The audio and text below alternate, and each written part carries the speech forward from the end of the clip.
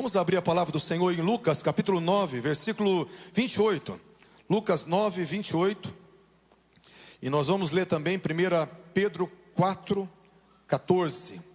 Lucas 9, 28 a 32.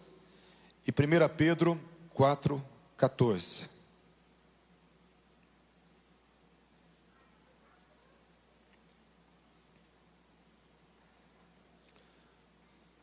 Diz assim a palavra do Senhor, Lucas 9, 28. E aconteceu quase 8 dias depois dessas palavras, tomou consigo a Pedro, a João e a Tiago, e subiu ao monte com o propósito de orar.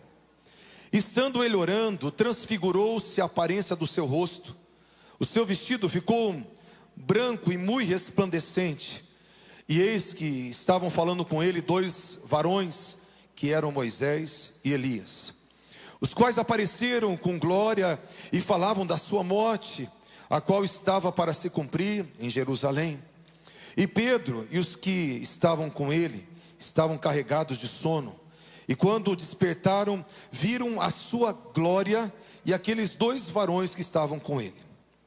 E aconteceu que quando aqueles se apartaram dele, disse Pedro a Jesus: Mestre, bom é nós estamos aqui, façamos 3 tendas, uma para ti, outra para Moisés e uma para Elias, não sabendo o que ele dizia. 1 Pedro 4, 14. 1 Pedro, lá no finalzinho, depois de Hebreus, lado de Tiago, 1 Pedro 4, 14.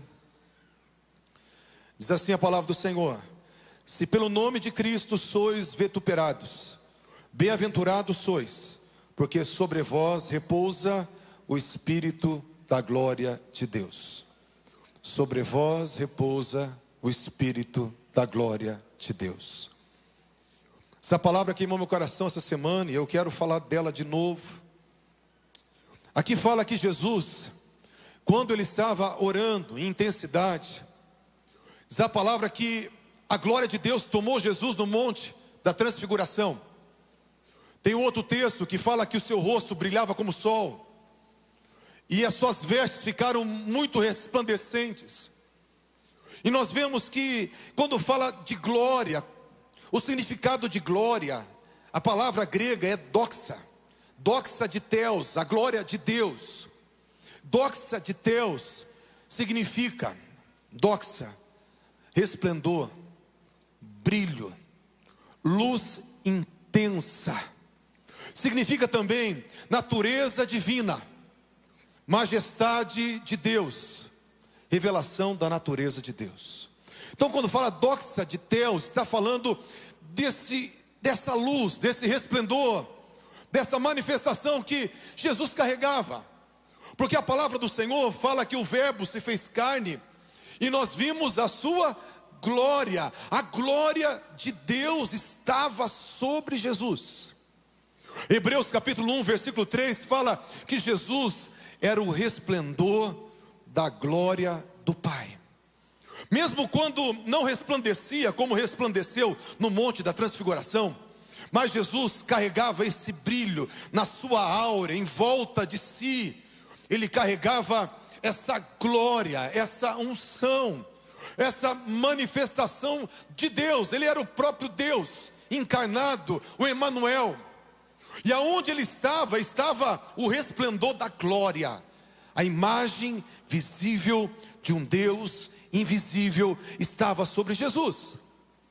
Mas fala que também sobre nós pode repousar o Espírito da glória de Deus. Sobre a tua vida pode repousar o Espírito da glória de Deus. Isso quer dizer que a natureza divina, ela pode e deve se manifestar sobre você.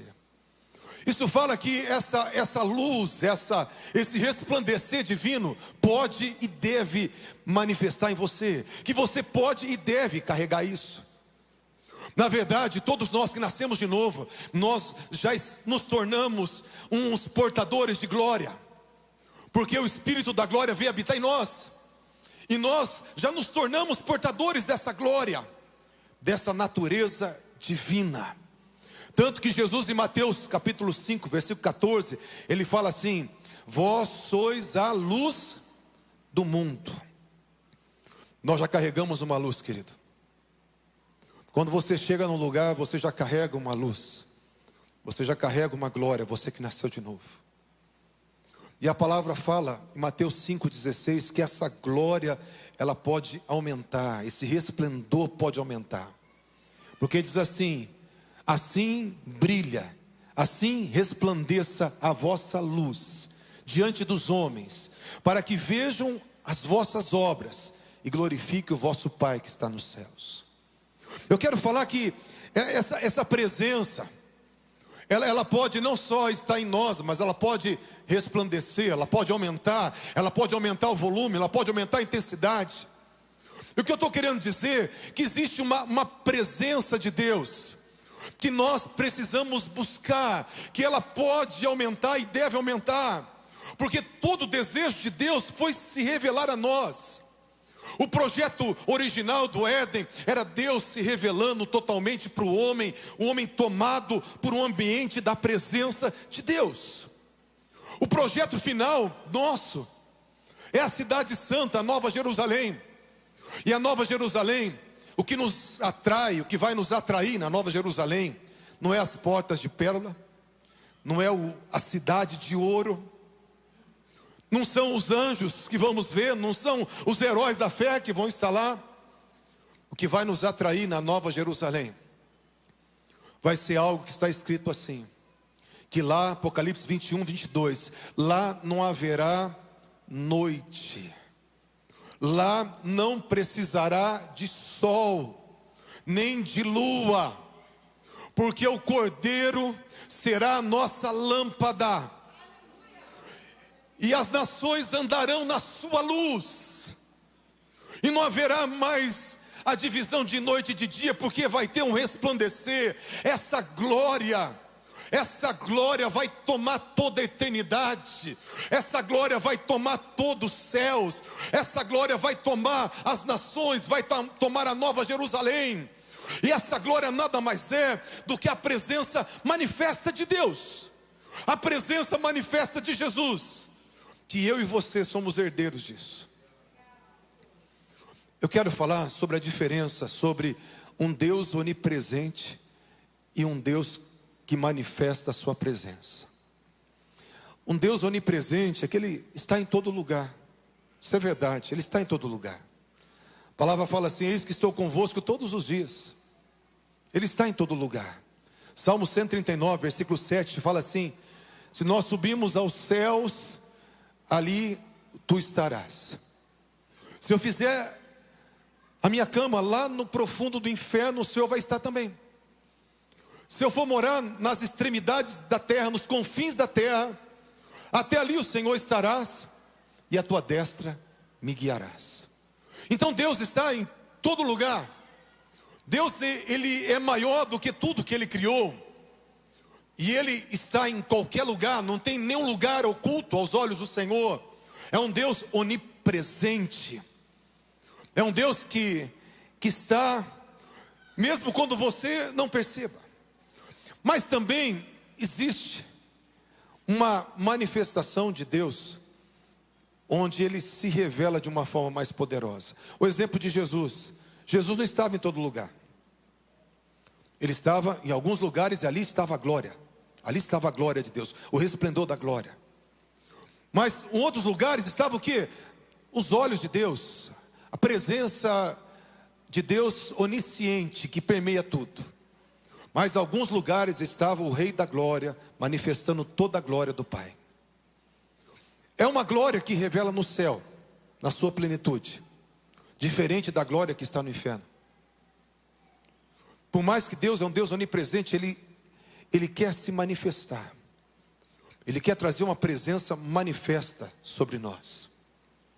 Tem um texto da Bíblia que eu amo muito, em João 14, 21, que diz assim: aquele que tem os meus mandamentos e os guarda, esse é que me ama. E aquele que me ama será amado de meu Pai, e eu o amarei e me manifestarei a Ele. Ele fala que vai se manifestar a esse que tem os mandamentos e guarda porque ama. E porque ama, vai ser amado do Pai. E Jesus falou, e eu vou amá-lo. Na verdade, quando nós olhamos esse texto, fica meio confuso. Por quê? Porque o Senhor sempre nos ama. Em Jeremias 31:3 fala, com amor eterno eu te amei. João 13, versículo 1 fala, aquele que ele amou, os seus ele amou até o fim. Quem é de Jesus? Ele te ama até o fim. Nada pode nos separar do amor de Deus.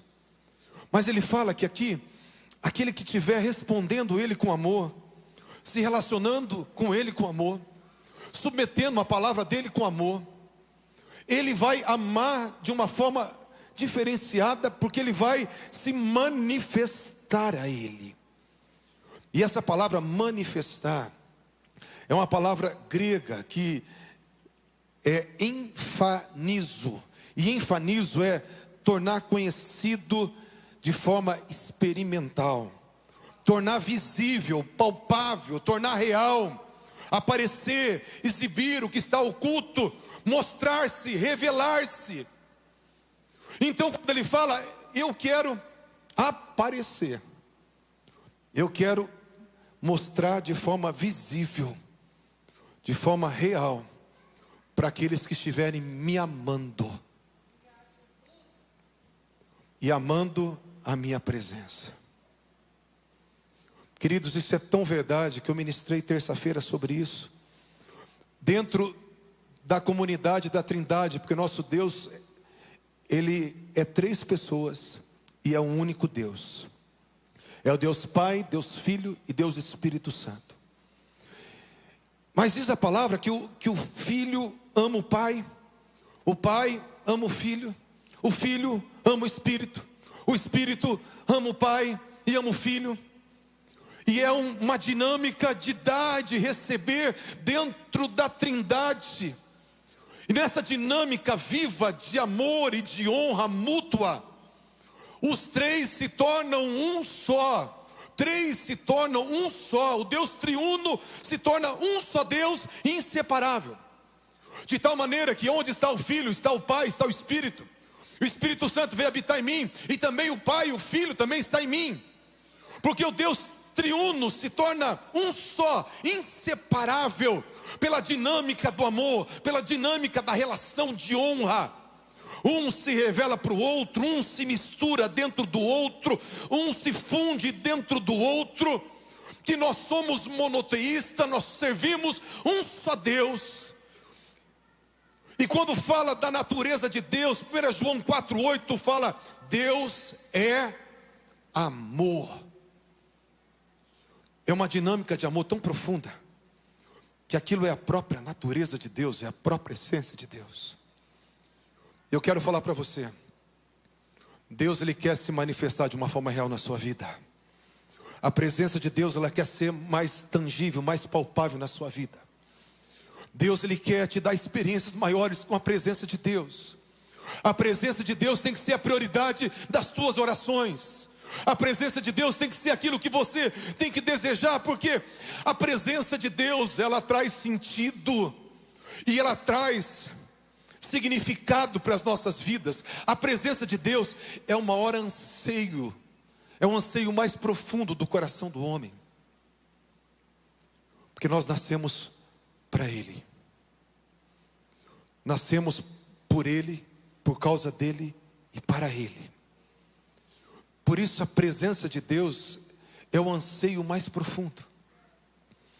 A presença de Deus, ela traz sentido, ela aponta o teu propósito. Você fala assim, que propósito que eu tenho? Se você estiver uma relação com Deus, onde você consegue experimentá-lo de uma forma tão real, a tua vida passa a ter significado, sentido, propósito.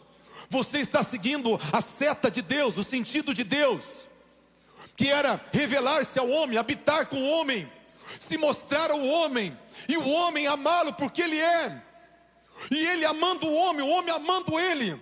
Nós entramos nessa dinâmica onde Ele se revela e onde Ele se mistura dentro de nós.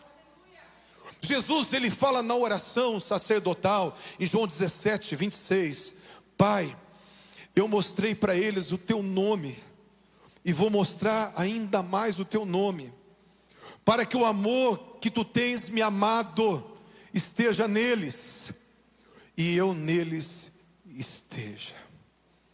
O amor que tem me amado, Pai, o amor que nós temos na Trindade, um pelo outro, vai estar neles, e eles vão estar em mim, e eu vou estar neles.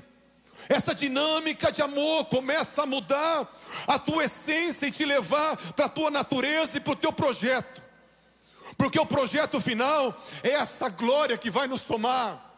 Hoje experimentamos um pouquinho daquilo que Deus tem para nós, mas está preparado uns céus, onde a glória dEle, onde a majestade da presença dEle, vai nos envolver com uma alegria tamanha, que nós vamos viver o gozo eterno do Senhor. Tem um estudo que fala que quando uma criança nasce, e quando os pais ficam olhando para aquela criança, para aquele bebê, ativa os hormônios da alegria naquela criança, porque os pais estão olhando para ela. Eu quero falar que a presença, a palavra presença no hebraico é paniim, e paniim significa face luminosa, significa presença de Deus, presença próxima de Deus e face luminosa. Então a gente vê que tanto a presença de Deus no Antigo Testamento quanto no Novo Testamento é a face luminosa de Deus. E quando essa face luminosa de Deus está colocada sobre nós, ativa toda alegria, todo o anseio mais profundo, porque você nasceu para ser feliz. Você nasceu para ser feliz. Nós buscamos alegrias em tantas coisas, nós ansiamos, nós queremos satisfação, nós queremos prazeres, nós ansiamos por isso, e nós buscamos lugares, coisas, práticas, entretenimentos, sexo, poder, dinheiro. Procuramos tantas coisas para preencher, porque nós nascemos para sermos felizes. Mas esse anseio, essa falta, ela é preenchida de fato. Esse anseio profundo é preenchido de fato quando nós estamos perto dessa face luminosa, porque essa face luminosa do Pai traz a alegria que eu preciso, que você precisa. O salmista, ele fala no Salmo 16, versículo 11: Senhor, na tua presença há plenitude de alegria, e na tua destra tem prazeres perpétuos, prazeres eternos. Eu quero falar para você que tem muitas coisas que dão prazer, tem muitas coisas que dão satisfação, mas a única coisa que traz prazer perpétuo, prazer duradouro, indestrutível, inenarrável, inefável, um prazer que preenche o coração do homem, é a presença de Deus. Na presença dele há plenitude de alegria, somos tomados de alegria. Na presença dele tem um prazer indestrutível, que não passa, porque os prazeres do mundo, ele passa e passa rápido. Você experimenta, daqui a pouco está vazio de novo. Mas há um prazer em Deus, que te fez, que quando a face luminosa dele está sobre você, isso preenche o anseio mais profundo do seu coração. Isso traz que você fala: eu nasci para isso, eu nasci para essa felicidade, eu nasci para experimentar isso. Mas isso acontece quando nós estamos buscando não só saber que Deus me ama, não só congregar, mas quando nós buscamos uma aproximação com essa presença, porque Deus tem uma presença para preencher cada um de nós. Deus tem um prazer muito maior do que os prazeres do mundo. Quando eu me converti, eu era adolescente, eu vivia todas as coisas e queria viver todos os prazeres. Quando entrei na faculdade, eu falei: eu vou me acabar agora, fazendo tudo que eu quero fazer, Meus pais me davam liberdade, eu tinha um pouco de condição para viver algumas coisas. Falei, vou me acabar fazendo tudo que o mundo oferece. Mas foi aonde que eu tive uma experiência com Jesus. E quando Ele me tocou, eu falei, isso é melhor que droga, isso é melhor que bebida, isso é melhor que farra, isso é melhor que sexo, isso é melhor que tudo. E eu passei 3 anos jejuando quase todos os dias por uma coisa só. Deus, eu quero a tua presença. Deus, eu quero a tua presença. Minha esposa me conheceu nessa época, não tinha luta, não falava mal de ninguém. Eu andava num estado que parecia que eu era um alienígena diante das pessoas, porque eu fiquei apaixonado por aquilo que me tocou. E aquilo que me tocou preencheu o anseio mais profundo do meu coração. E às vezes a correria, as atividades, a normalidade da vida, a gente vai perdendo a prioridade de colocar a presença de novo em primeiro lugar. Porque nós temos muitos desejos e nós fazemos muitas petições, como se Deus fosse alguém somente para me abençoar, para colocar a mão e me dar aquilo que eu preciso. Mas Deus, Ele não quer me dar coisas só, Ele quer se dar para mim. Deus não quer apenas que você venha na igreja, Ele quer você inteiro. Deus, Ele quer uma relação, uma dinâmica de amor, onde Ele vai se misturar com você, onde a presença real vai estar sobre você. Ele quer que essa luz brilhe, brilhe, brilhe diante dos homens. Os homens vão ver o que você faz e eles vão glorificar o Pai. Eles vão ver o que você faz e vão falar assim: é impossível que esse homem possa fazer isso, é impossível que essa mulher possa fazer isso, é impossível que essa pessoa possa sentir isso, é impossível que haja bondade desse jeito, é impossível que haja capacidade de realizar isso, é impossível que haja capacidade de viver esse momento sobrenatural, é impossível que esses milagres podem acontecer. Isso tem que ser divino, tem que ser sobre-humano. E é sobre-humano, é sobrenatural, porque sobre nós repousa o Espírito da glória de Deus. Sobre nós repousa o Espírito da glória de Deus. O Deus que tem mais para você não quer você comendo migalhas. Eu falei terça-feira que a pessoa que vive na igreja e não experimenta Deus, eu me compadeço de você. A pessoa que só quer pedir as suas coisas, só quer o que Deus pode fazer, eu me compadeço de você. A pessoa que ama mais as coisas do mundo do que as coisas de Deus, eu me compadeço de você. A pessoa que ainda não teve uma experiência com essa presença, eu me compadeço de você. Sabe por quê? Porque você está passando fome diante do banquete. Você está opaco diante da luz, da glória eterna, do resplendor da glória do céu. Porque o Espírito Santo veio trazer essa glória de Deus, essa glória de Deus, essa glória de Deus para repousar sobre você. E quando repousa essa glória sobre você, você se torna uma pessoa cheia, cheia do Espírito Santo. Eu estava falando terça-feira que quando nós olhamos para um copo assim, nós falamos: ó, esse copo está cheio d'água. Esse copo não está cheio d'água, está faltando ainda um dedo. Sabe qual que é a evidência de uma vasilha, de um copo, de algo cheio? É que quando você anda, ele derrama, ele transborda. Eu quero, sabe, viver essa realidade de novo. Eu quero que aonde eu for, sem palavras, Deus possa transbordar. Eu quero que você entenda que Deus te chamou para você experimentar a manifestação da presença dEle. Ele quer que você transborde da presença dEle. Você fala: Senhor, eu quero só ser feliz, e Deus te fez para isso. Ah, Senhor, porque parece que eu nasci, Deus, só para sofrer. Não, Deus não te fez para isso. O problema é que você não encontrou a fonte ainda.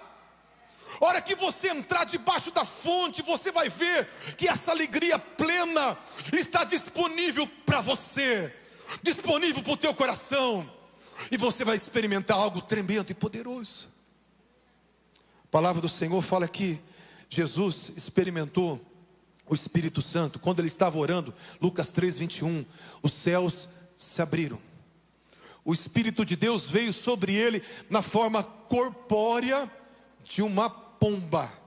Ele ouviu uma voz do céu dizendo: este é meu filho amado, em quem eu me comprazo, em quem eu tenho tanto orgulho. Fala que o Espírito Santo, ele veio na forma de uma pomba. Até aí tudo bem. Tem muitas simbologias do Espírito Santo. Tem um fogo em movimento, uma nuvem em movimento, um vento em movimento, águas vivas em movimento, águas em movimento. Tudo isso são símbolos do Espírito Santo. Mas aqui quando fala que veio sobre Jesus a plenitude do Espírito, porque João 3:34 fala que Jesus não recebeu o Espírito Santo, a pessoa do Espírito Santo, por medida. Ele recebeu a medida completa. E quando ele recebeu a medida completa, fala que o Espírito Santo desceu na forma de uma pomba, uma forma corpórea. Palavra, significado corpórea é matéria, é ter essência, é ter substância. O que veio sobre Jesus tinha peso, tinha substância, tinha algo que o tocou de forma real, tinha algo que pousou sobre ele de uma forma real. O Espírito Santo na forma de uma pomba, mas tinha peso, tinha glória. E Jesus experimentou, nós experimentamos por medidas, nós experimentamos de forma fragmentadas, porque nós temos que querer mais. Deus, ele dá um pouquinho para mim e fala assim: você gostou? Gostei, papai, então corre atrás que tem mais. Ele te dá aquele pudim, sabe aquele pudim? Quem gosta do pudim de leite condensado? Ele dá aquele pudim. Tem umas irmãs que fazem um pudim, a esposa faz um pudim daqueles furadinhos. Oh, meu Deus do céu. Daí você come um pudim, um pedacinho, né? E ela gosta de dar bem um pedacinho, bem fininho mesmo, porque ela não gosta que eu engordo. E a vontade é comer o pudim inteiro. Você pega e, né, tá aquela picanha suculenta, te dão só um pedacinho, está de jejum, só um pedacinho. Você tem vontade de comer o boi inteirinho. Deus, ele te dá uns toques para falar para você: você gostou, eu tenho mais. Deus, ele te abençoa para falar para você: eu sou um Deus real. Deus, ele fala com você para falar: eu tenho uma voz contínua para falar com você todos os dias. Deus te visita com poder, você sente a presença, arrepia, cai na unção, para falar para você: eu tenho mais, eu tenho mais, eu quero me manifestar. É só entrar na dinâmica do amor. E também entender que o Espírito Santo, aqui nessa analogia, como uma pomba. Quando você pensa, imagina uma pomba. Eu fiquei pensando, uma pomba sentasse aqui no meu ombro. A pomba, ela é dócil, não ia me dar uma furada na orelha. Mas em compensação, a pomba é arisca. Eu teria que andar de forma cuidadosa. Eu teria que andar de uma forma que não espantasse, que não afastasse. O Espírito Santo, ele habita em mim, mas esse repousar de glória depende do quanto eu quero, do quanto eu respondo, do quanto eu correspondo, do quanto eu busco, do quanto eu me quebranto, do quanto eu me santifico. Porque quando ele fala: olha, eu quero que vocês me façam um santuário para que eu habite nele, lá em Êxodo 25, um santuário, e faça segundo o modelo que foi revelado no monte. Em primeiro lugar, Deus, quando falou que ia andar no meio dos homens, lá no deserto, depois ficou no tabernáculo de Davi, depois ficou no templo de Salomão. A presença manifesta desceu na inauguração do templo. A presença manifesta desceu no tabernáculo, na tenda de Moisés. Desceu no tabernáculo de Davi. Mas quando fala assim: vocês me farão um santuário. E eu quero falar que hoje o templo, a casa, é você. Mas o Senhor falou duas coisas: é um santuário. Deus, Ele vai descer quando a casa for santa. Ele vai descer quando você tiver um compromisso de agradá-lo, um compromisso com a sua santidade. Ele vai descer com a glória quando você fizer exatamente aquilo que está sendo revelado. A pomba está aqui, ó. É como se tivesse uma pomba no meu ombro, falando: ó, filho, para cá, filho, para lá. E quando eu estiver obedecendo os comandos dele, porque ele fala que o Espírito Santo é como o vento, que sopra onde quer. Nós ouvimos a sua voz, não sabemos nem de onde vem, nem para onde vai, mas nós obedecemos, porque assim é todo aquele que é nascido do Espírito. Todos que são guiados pelo Espírito são filhos. Então ele vai falar comigo. E quando eu obedeço o que ele está falando, a glória de Deus vem. Se um arquiteto chegar e fizer uma obra bonita, né? Eu escutei essa ilustração, Oscar Niemeyer, né? Agora já falecido, viveu quase 200 anos, mas ele fez ali um projeto. Daqui a pouco alguém que vai executar o projeto fala assim: não, vamos mudar isso aqui, vamos mudar essa porta, não, vamos mudar agora, isso está muito arredondado, vamos fazer mais quadrado, e vai mudando algumas coisinhas. Você acha que o arquiteto vai assinar depois? Nós pegamos o que Deus fala e a gente dá uma ajeitada. A gente fala assim: Senhor, eu vou obedecer um pouquinho, e um pouquinho eu faço do meu jeito. Ele não vai assinar essa obra. Ele vai assinar com a glória, ele vai descer com a glória, ele vai descer com o Shekinah, ele vai descer com a sua presença resplandecente, com a sua face resplandecente. Sabe quando? Quando nós fizemos exatamente o que ele está mandando. E quando eu faço o que ele está mandando, ele vem, ele assina o que está fazendo. E fala: não, essa obra é minha mesmo. Eu vou mostrar aqui, eu vou selar essa obra como minha. Fez o que eu mandei, eu vim, eu apareço, eu manifesto, eu toco, eu torno visível, eu dou experiências. Está chegando um tempo onde pessoas vão ter experiências com o Espírito Santo de Deus todos os dias. Está chegando um tempo onde essa igreja vai experimentar milagres todos os dias. Está chegando um tempo onde a glória de Deus vai restaurar pessoas todos os dias. Está chegando um tempo onde vidas vão ser salvas. Sem palavras, pessoas vão olhar para você e vão perceber essa luz que está oculta, essa glória que está oculta, e vão falar: tem algo diferente em você. Quando Charles Finney chegava numa cidade, aquela cidade começava a chorar e a pedir perdão dos pecados. Quando Charles Finney chegava ali, sabe, na porta de uma empresa, diz que todos funcionários daquela empresa começaram a chorar e a pedir perdão pelos pecados, porque uma glória santa tinha pisado aquela cidade. Um homem que sem palavras pisou, mas ele carregava a glória de Deus. Quando Pedro andava, diz a palavra que a projeção da sombra de Pedro curava todos os enfermos, expulsava todos os demônios. Eu quero falar que a sombra de Pedro não era nada. Pedro, pelo contrário, quando você tiver um referencial de um sanguíneo que pisa na bola, pode ler a história de Pedro, porque direto ele dava um furo, era um furo atrás do outro.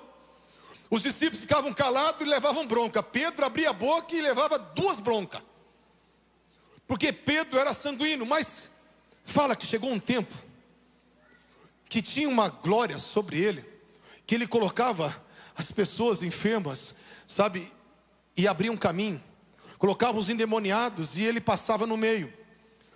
Todos eram libertos, todos eram curados. Não é porque Pedro tinha alguma coisa, mas porque a glória de Deus estava sobre ele.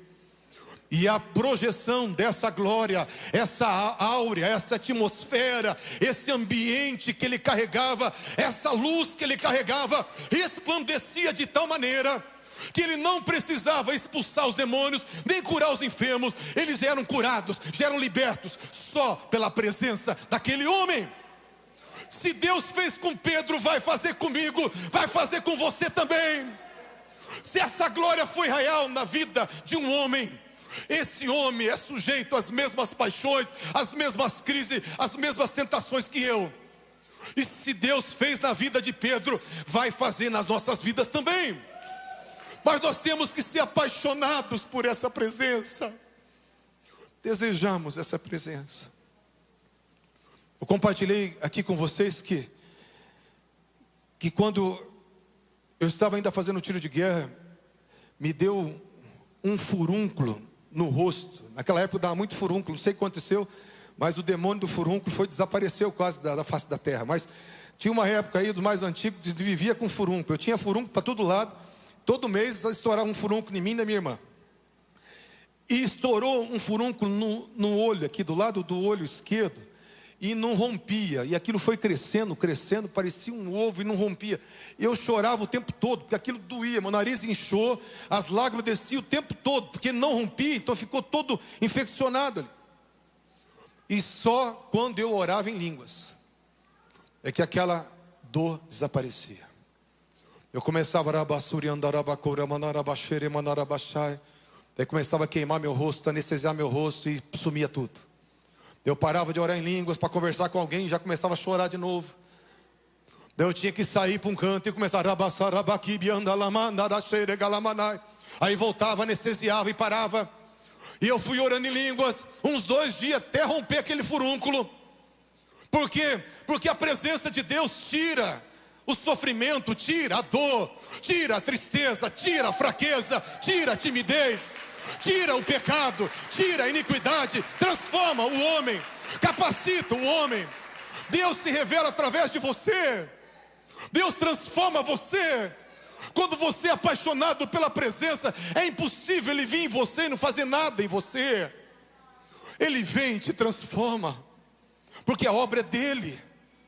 Mas Ele está chamando um povo para se apaixonar por Ele de novo, pela presença manifesta de Deus, que está disponível para mim e para você.